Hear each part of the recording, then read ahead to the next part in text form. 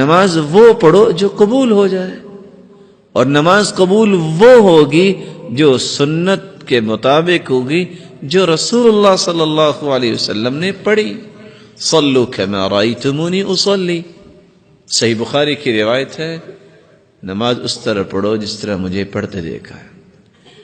اور صحیح بخاری کی روایت ہے کان اذا قام الى الصلاة کبر، جب نماز کے لیے اللہ اکبر اللہ کے رسول صلی اللہ علیہ وسلم کھڑا ہونا چاہتے تو کہتے اللہ اکبر ورفع یدیہ حذو منکبیہ، اور اپنے دونوں مبارک ہاتھوں کو اپنے کندھوں کے برابر لے آتے۔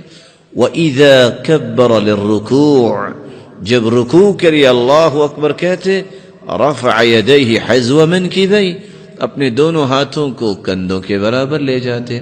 وَإِذَا رَفَعَ رَأْسَهُ مِنَ الرُّكُوعِ، جب رکوع سے اپنا سر مبارک اٹھانا چاہتے رفع یدیہ حذو منکبیہ، دونوں ہاتھوں کو کندھوں کے برابر لے جاتے۔ وَإِذَا قَامَ مِنَ الرَّكْعَتَيْنِ، جب دو رکعتوں کے بعد تیسری رکعت کے لیے اپنا سر مبارک اٹھاتے تو کیا کرتے؟ رفع یدیہ حذو منکبیہ، اپنے دونوں ہاتھوں کو کندھوں کے برابر لے جاتے۔ اور پہلی مرتبہ جب وہ اللہ اکبر کہتے ثم یشد بہما علی صدری، اپنے دونوں ہاتھوں کو صدری کس پہ باندھتے؟ صدر کس کو کہتے ہیں؟ آپ عربی پڑھے ہوئے ہیں سب لوگ، اتنا کامن لفظ ہے۔ صدر کس کو کہتے ہیں؟ سینے کو۔ اور سینہ کہاں ہے؟ ہاتھ کے اشارے سے اس کو بیان بھی تو کیا جا سکتا ہے نا۔ سینہ کس کو کہتے ہیں؟ آج کل تو کہ خاصے ملٹی پرپز آگے ہیں، ہو سکتا ہے کہ کوئی کسی کا سینہ نیچے بھی چلا گیا ہو سکتا ہے نا۔ ایک شخص زندگی نماز پڑھتا ہے، اس نے رسول اللہ صلی اللہ علیہ وسلم کے طریقے کے مطابق نماز نہیں پڑھی۔ اور سلسلہ صحیحہ کی روایت غور سے سنیے گا، ان الرجل لیصلی 60 سنہ، ایک انسان 60 سال نماز پڑھتا ہے۔ اس کا مطلب یہ نکلا اٹ مینز کہ اس کی عمر 70 سال ہے، کیونکہ 10 سال کی عمر میں اس نے نماز پہ مار کھانی ہے نا اگر نہیں پڑھتا تو۔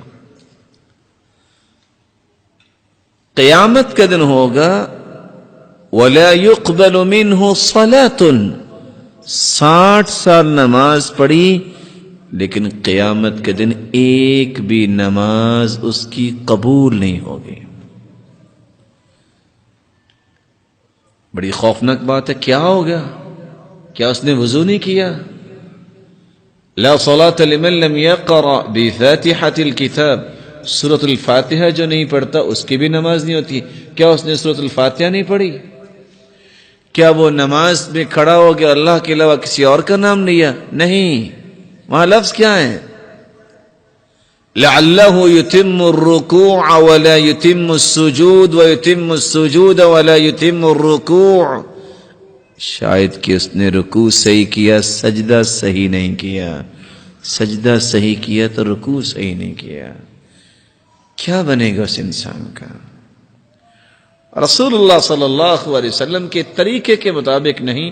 اگر 210 روایتیں ایک چیز پہ آ جائیں کہ اللہ کے رسول صلی اللہ علیہ وسلم نے اپنے دونوں ہاتھوں کو کندھوں کے برابر اٹھایا، پھر رسول اللہ صلی اللہ علیہ وسلم نے ہاتھ کہاں باندھے، ایک ایمان قبول کرنے والا شخص جب یہ طریقہ اختیار نہیں کرتا تو پھر نماز کس کے لیے پڑھ رہا ہے؟ وہ آخر کس کے لیے؟ اس رب نے تو قبول کرنی ہے وہ نماز جو اپنے پیغمبر کو سکھائی۔ اس لیے جو مسجد میں آ جائے ان سے ہم گزارش کرتے ہیں کہ وہ سنت کے مطابق نماز پڑھیں، جو نہیں آئے ان کو مسجد میں لانے کی ہم گزارش کرتے ہیں، اور جو نماز پڑھتا ہی نہیں ہے اللہ تعالی ہدایت نصیب فرمائے۔ اگر کتابیں کھولتے ہیں نا تو کتابیں بول کے کہتی ہیں ایسا انسان جو نماز پڑھتا ہی نہیں، جو نماز کہتا ہے ضروری نہیں ہے، یہ کون سی فرض ہے؟ یہ تو بھوکے لوگ پڑھتے ہیں جن کو کھانے پینے کو کچھ ملتا نہیں ہے تو وہ رو رلا کے اللہ سے کچھ مانگتے ہیں، میرے پاس تو سب کچھ موجود ہے، مجھے کیا نماز کی ضرورت ہے؟ تو کتابیں بول کے کہتی ہیں من ترک الصلاة متعمدا فقد کفر، جو معاند ہیں، کہتے ہیں نماز ہے ہی نہیں، ضرورت ہی نہیں، تو کافر ہو جاتا ہے۔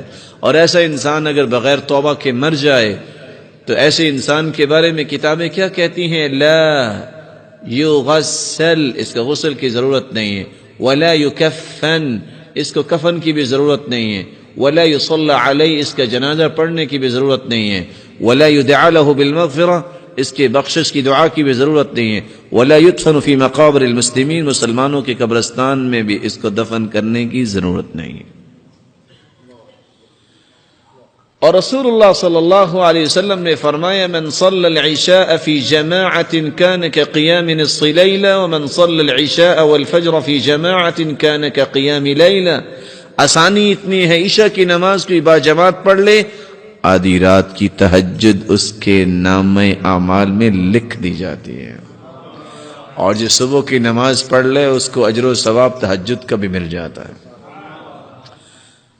اور دین نے اتنی خوبصورت یہ بات بیان کی ہے، رسول اللہ صلی اللہ علیہ وسلم نے فرمایا من اتى فراشه وهو ينوي ان يقوم يصلي من الليل فغلبت عيناه حتى اصبح كتب له ما نوى وكان نومه صدقة عليه من ربه عز وجل۔ جو شخص رات سوتے وقت نیت کر لیتا ہے کہ میں صبح تہجد پڑھوں گا، انسان اگر نیت یہ کرتا ہے اے مالک الملک مجھے توفیق عطا فرما، رات کی تاریکی میں تیرے سامنے کھڑے ہونے کی لذتیں کچھ عجیب ہیں، اے اللہ یہ لذت مجھے بھی عطا کر دے، اور تہجد کے وقت مجھے اپنے سامنے کھڑا ہونے کی توفیق دے دے۔ انسان سو گیا، وضو کیا، اذکار کیے اور سو گیا، فغلبت عیناہ حتی اصبح، نیند کا اتنا غلبہ ہوا صبح کی اذان ہوگی اور پتہ ہی نہیں چلا۔ اللہ رب العزت فرشتوں سے کہتے ہیں نا قیدت عبدی بقید من قیودی، سلایا تو میں نے ہے، یہ نیت کر کے سویا تھا نا، جو اس نے نیت کی، اس نے تہجد پڑھی ہے یا نہیں پڑھی، اس کے نامہ اعمال میں تہجد لکھ دو۔